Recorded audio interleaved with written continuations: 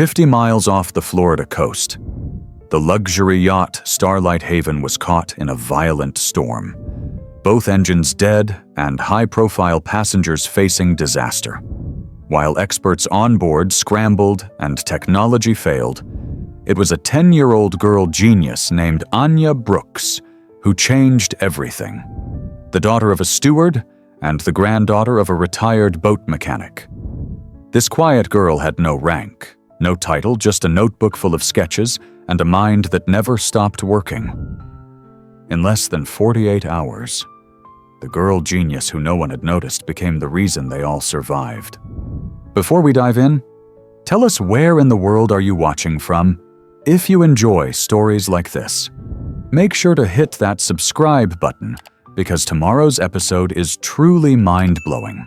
Let's get started. The clouds rolled in over the turquoise waters of Clearwater Sound just after lunch. The kind of clouds that look like they've got a secret, heavy and slow, pressing the light right out of the day, out on the open water. The 160-foot superyacht Starlight Haven cut through the sea like a silver blade, its polished decks gleaming under the dimming sky. On the bridge stood Captain Henry Dalton, a 30-year veteran of the sea, chewing quietly on a cinnamon toothpick as he scanned the horizon. The yacht was carrying 15 passengers tech billionaires, a senator from New York, 2 international peace negotiators, and one very curious little girl named Anya Brooks. She wasn't supposed to be on this trip, but her mother, the ship's head steward, had no childcare last minute. So Anya, age 10 and endlessly inquisitive, had tagged along with her backpack, a notepad, and a head full of questions. The radio was quiet. The ocean was too quiet, Henry thought. That's when the first tremor hit. The engines shuddered like a heartbeat skipped, and then silence. Total, eerie silence. And far off to the west, the storm broke open like a scream. The moment the engines died, Starlight Haven became something else entirely. Captain Henry Dalton tried the throttle, nothing. He called down to engineering, no reply. The radio crackled, then fizzled into static. That's when the lights began to flicker. First the cabin lights, then the control panel, one by one. Systems failed like candles being snuffed out in the wind. The storm wasn't supposed to be near them yet. Forecasts showed it over 100 miles away. But something had changed. The air was thick, now humid, charged, and electric. Below deck, Anya Brooks felt it before she saw it. She'd been sitting cross-legged in the galley, sketching a diagram of the ship's emergency generator from memory. She had a habit of doing that sketching machines the way other kids drew castles or unicorns. Suddenly, the entire vessel groaned a low, guttural sound, like a sleeping giant disturbed. The lights blinked once, twice, then vanished completely. "Mom," she called out. No answer. She tucked her sketch pad into her backpack, grabbed her flashlight, and started moving towards the hallway. On the bridge, Dalton slammed his palm against the comms unit. Nothing. No power, no backup, no response. It's like she's just gone. The senator, Margaret Dalton, no relation, just coincidence, appeared beside him. Her pressed blazer was soaked at the collar from seawater blown through the deck hatches. "How long until Coast Guard can reach us?" Henry didn't answer right away. He checked his watch, then the GPS. But the GPS was blank, just a black screen. "Assuming they even know we're out here," he finally muttered. 6 hours. Maybe more. But with the weather turning, we don't have that long. In the crew quarters, Anya found her mother, Amelia Brooks, with 2 other staff trying to troubleshoot the generator by flashlight. They were flipping breakers, checking batteries, doing everything the manual said to do. Nothing worked. "Sweetheart," her mom said when she spotted her, "I need you to stay in the guest lounge." "Okay, there's a problem with the power." "I know," Anya replied calmly. "It's not the breakers. The whole system's shorted. I think the emergency bypass failed, too. Amelia blinked. How would you know that? Anya shrugged. I read the engineering schematic in your crew handbook, page 74. There's only one way a triple fail could happen at once. Water must have gotten into the lower junction box. Her mother stared at her like she was looking at a ghost, then whispered, "Stay here. Please." But Anya didn't stay. By now, the sea was rising. Waves slammed against the hull hard enough to make the teak flooring creak. In the main salon, billionaires stared helplessly out the rain-drenched windows while their satellite phones displayed no signal. Below deck, the water had begun to seep in through unseen cracks and seams. Not enough to panic? Not yet, but enough for Captain Dalton to order all guests to secure life vests and prepare for possible evacuation. The yacht had gone from floating palace to floating prison, and somewhere in the pitch-black bowels of the ship, Anya Brooks was crawling on her hands and knees with a flashlight clutched in her teeth, searching for a little metal panel she'd seen once in a training video. She found it buried behind an old storage locker in the maintenance corridor. It was rusted, with a label half worn off auxiliary junction, manual override. Back in the control room, Dalton was trying to make sense of the emergency fuel readings when a voice cracked through the comms. "Bridge, this is Anya Brooks. I'm on channel 2. Do you copy?" Dalton turned. Surprised? "Anya, how did—" "I found the auxiliary panel. It's corroded but intact. I think I can bridge the bypass and reroute the emergency battery if someone can monitor voltage from up top." A stunned silence followed. One of the tech consultants from Tokyo finally leaned towards the console. "That's not impossible," he said quietly. "In theory, it could work. But she's just a kid," someone whispered. "She's the only one who's doing anything," Dalton snapped back. Under radio guidance and with nothing but a headlamp and sheer nerve, Anya went to work, wire by wire, bolt by bolt. One misplaced move could fry the remaining systems, or worse, electrocute her. On deck, the wind screamed louder, rain slammed sideways. And then, faint at first, then stronger. The emergency lights blinked back to life. The control panel buzzed. One engine monitor lit up. Not both. Just one. But it was enough. "Engine 1 reporting online," Dalton shouted. "We have partial propulsion." For the first time in hours, the yacht moved not drifting, but steering. Steering toward safety. As the first rays of power returned, Captain Dalton looked out toward the endless dark sea and exhaled. Then he keyed the mic. "Anya Brooks, wherever you are down there, you just saved us all." For a fleeting moment, hope returned.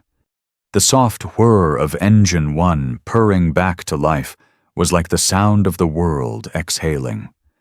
Inside the Starlight Haven, dim emergency lights glowed along the corridors like fireflies caught in a storm.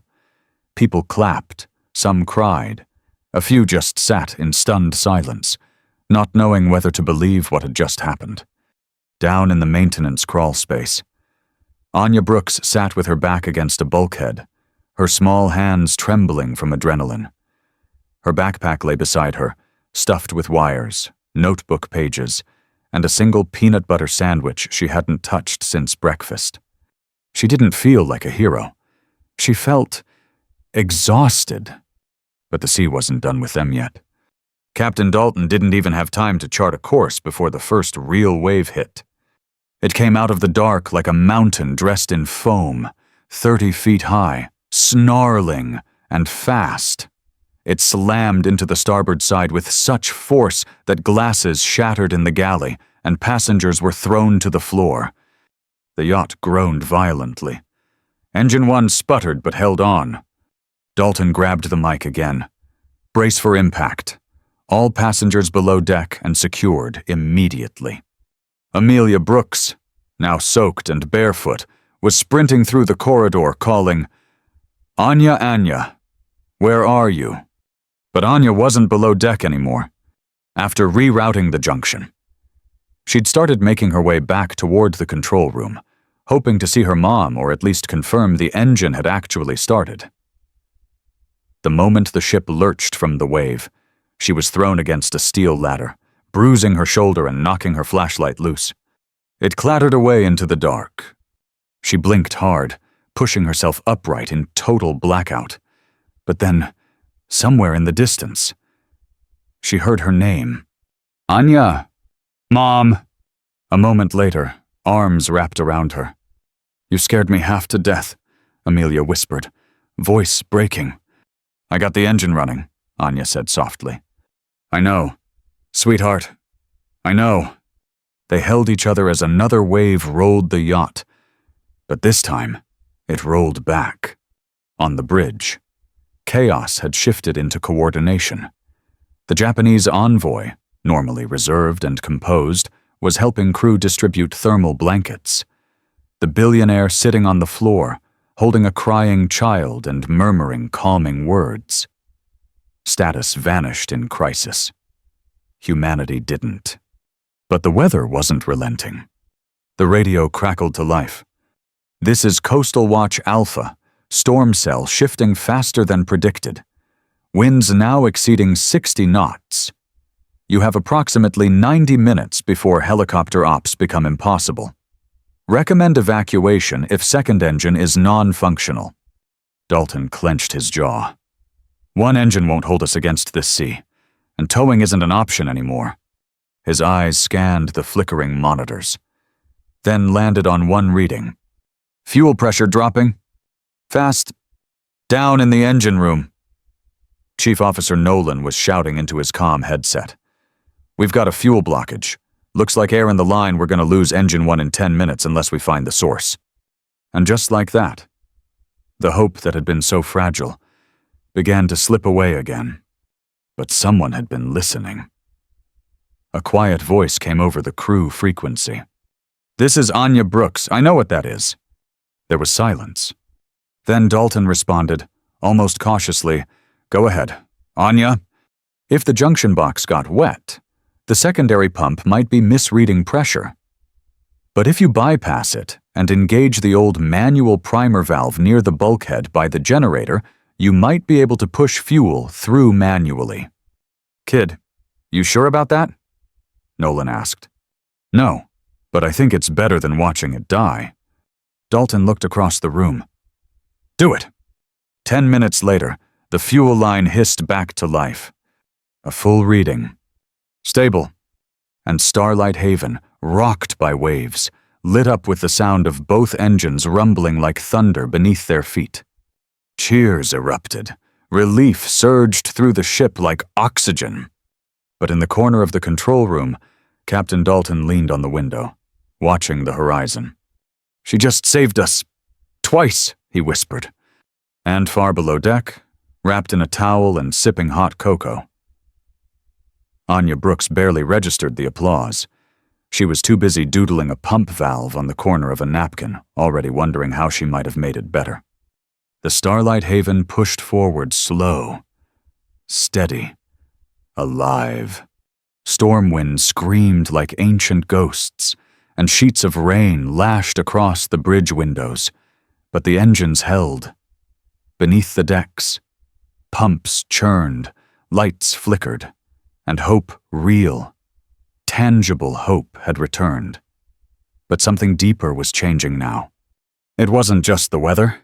It was the way everyone looked at her. Anya sat quietly in the ship's infirmary, wrapped in a fleece blanket several sizes too big. A scrape on her arm had been cleaned, a bandage wrapped tight. Her cocoa had long since gone cold. But she kept holding the cup with both hands, staring into it like it held the whole ocean inside. She wasn't used to this much attention. All her life, Anya had felt invisible around adults. She was the kid who asked too many questions, the one who fixed her own bicycle brakes at age 7 and was more interested in circuit boards than cartoons. Now, people were talking about her in hushed voices. That's her the one who saved us. But to Anya, it didn't feel like heroism. It felt like responsibility. Captain Dalton entered the room quietly, hat in hand. "Mind if I sit?" She shook her head.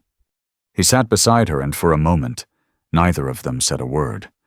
Just the steady thrum of engines beneath them, like a living pulse. "You know," he began, "I've served in 2 wars. Been on ships twice this size, in storms twice as bad, but I've never seen anything like what you did out there." Anya looked down, her voice barely above a whisper. "I didn't do it to be seen." Dalton smiled. "That's exactly why it matters." Word spread quickly, not just among passengers, but back to the mainland. The Coast Guard, still monitoring the storm, requested confirmation on the ship's status.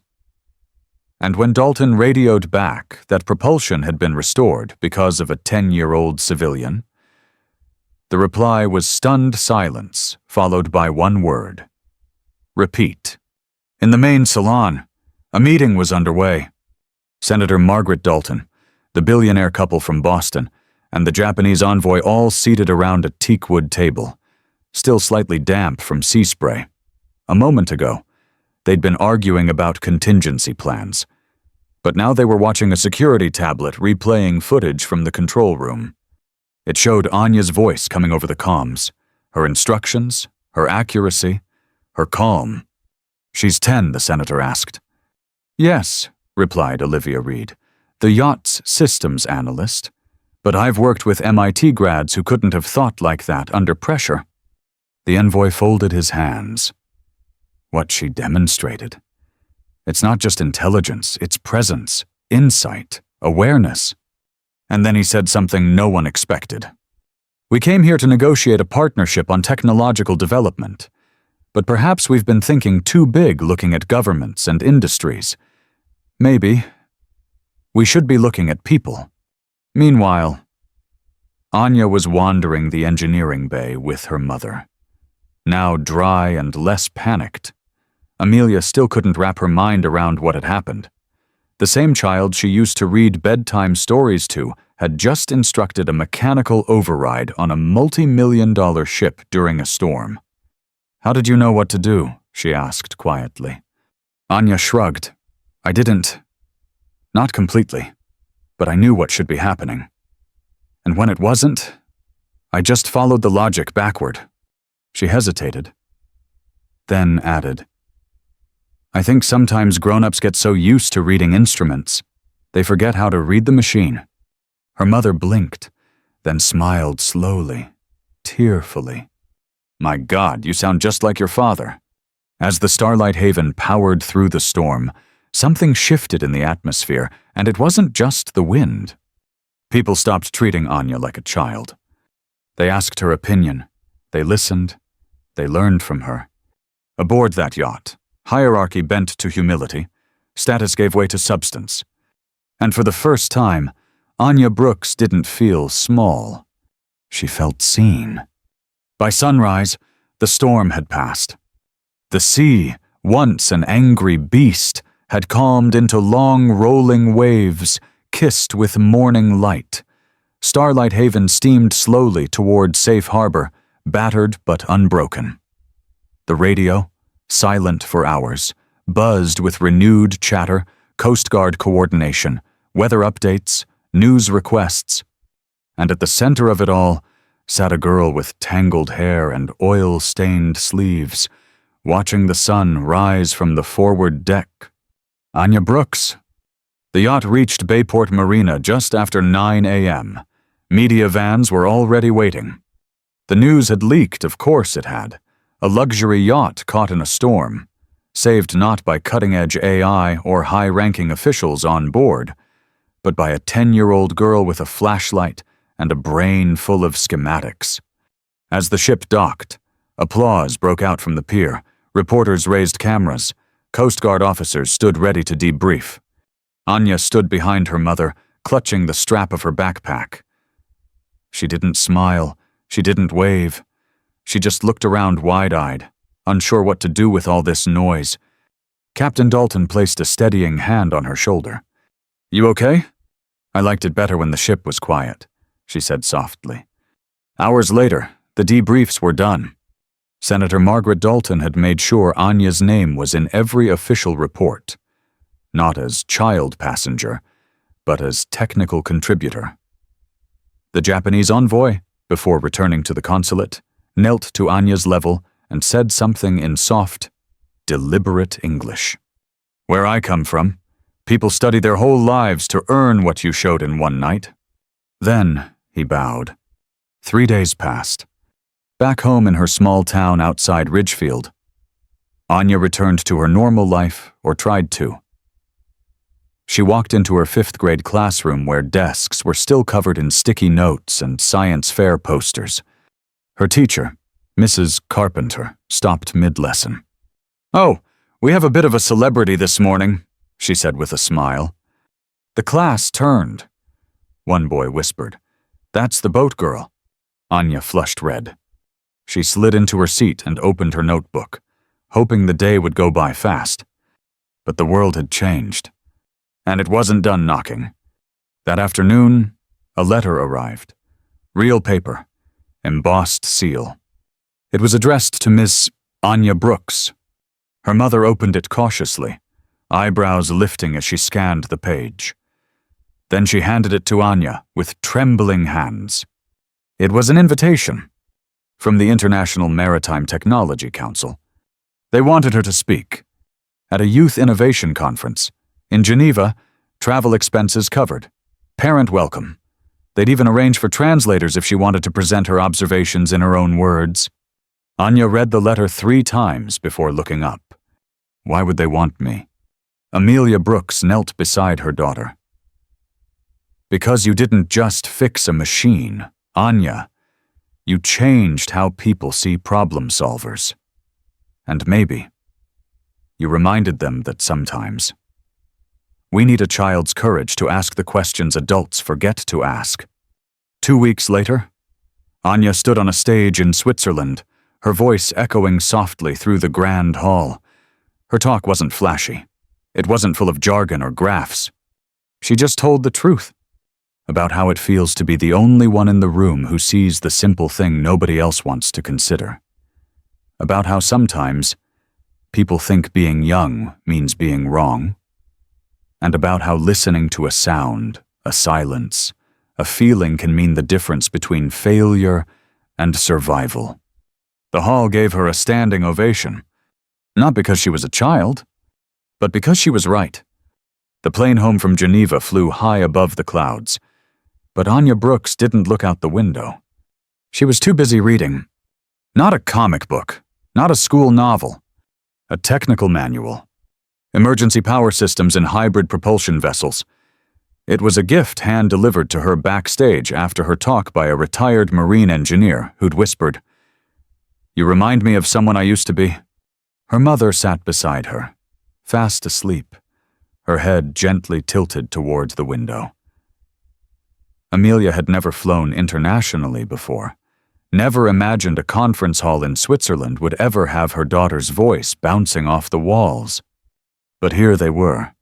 Back home, things were the same and different. Her classmates still played dodgeball at recess, still argued over lunch swaps, still avoided math homework like it was contagious. But when Anya walked down the hallway now, teachers paused mid-sentence. Her science teacher offered her extra lab time.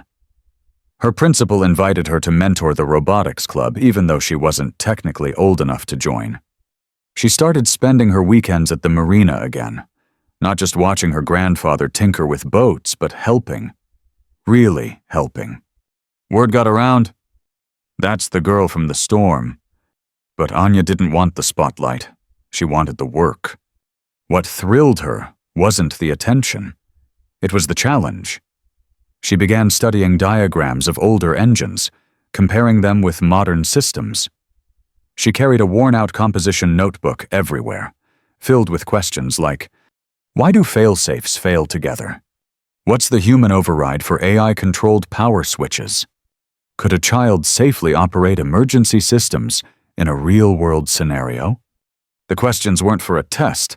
They were for the next storm.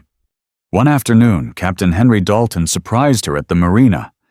He'd kept in touch, emailing updates, ship specs, and once even a chocolate bar shipped from Japan. But this time, he came in person with a navy blue envelope and a nervous smile. "I have a proposition," he said, kneeling to her eye level. "The Starlight Haven will be dry docked next month for full system retrofitting. We want you to consult on the upgrades. You'd be working with our tech team professionals, engineers, real ones." Anya blinked. "But I'm just a kid." Dalton smiled. So was Einstein. Once. That project changed everything. She sat in on design meetings, offered insights on redundancy protocols, pointed out a dangerous flaw in a fuel line schematic that no one else had noticed. By the end of it, she wasn't just the girl who saved the yacht. She was Anya Brooks, junior advisor, age 10, title systems thinking specialist. But growth wasn't just technical. Anya had always felt out of place in her world, too curious, too intense, too different. Now she felt connected. To the engineers who welcomed her with open minds, to the captains who trusted her ideas, to her mother, who started calling her my little storm chaser with pride in her voice. And most importantly, to herself. She wasn't just a kid who happened to be smart. She was someone who saw the heart inside machines. And now the world was finally starting to see it, too. A year passed. Anya Brooks didn't save another yacht, didn't walk through another storm, didn't stand in front of another cheering crowd. She just kept listening. To hums, to vibrations, to the near-silent protests of machines trying to speak, while her classmates dreamed of becoming astronauts and influencers. Anya studied airflow, thermal expansion, and the way a worn belt sounds when it's 2 weeks from failure. She wasn't chasing fame. She was chasing understanding. Then, one cold November morning, a letter arrived in the mail. It wasn't thick. It wasn't gold embossed. It was plain, white, and simple. Inside was a single sheet of paper. "Dear Ms.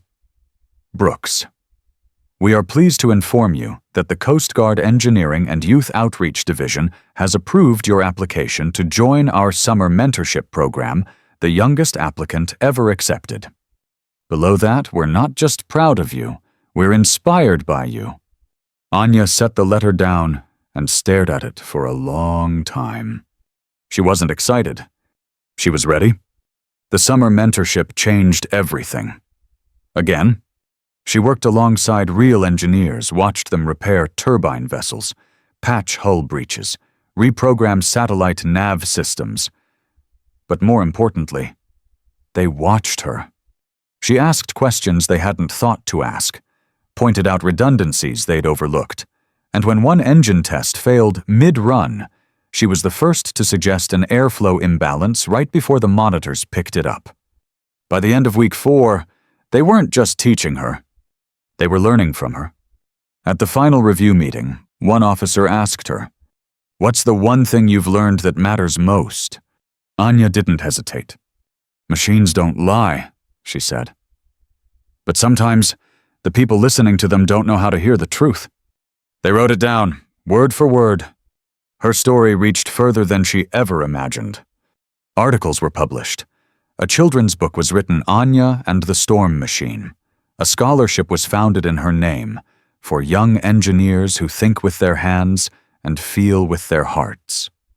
But through it all, Anya remained the same girl, still sketching on napkins, still asking why when others settled for what, still waking up before sunrise just to walk the marina and listen to diesel engines yawning to life.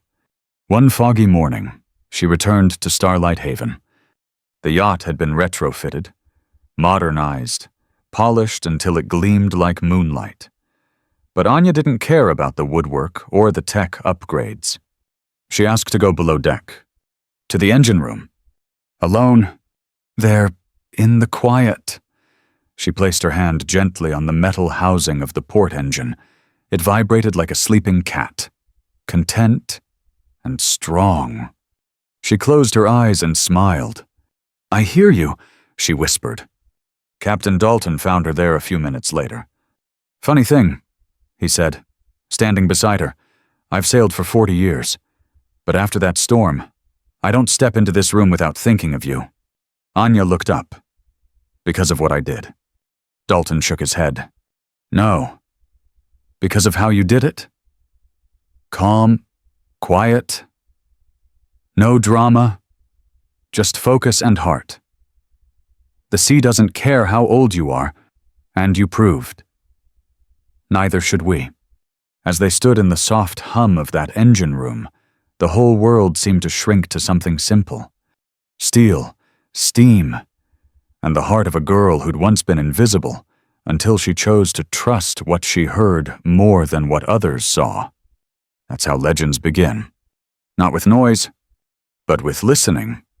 Sometimes, the world looks for answers in the loudest rooms in meetings filled with titles and degrees, in screens flashing diagnostics and numbers, but real wisdom, it often hides in quieter places.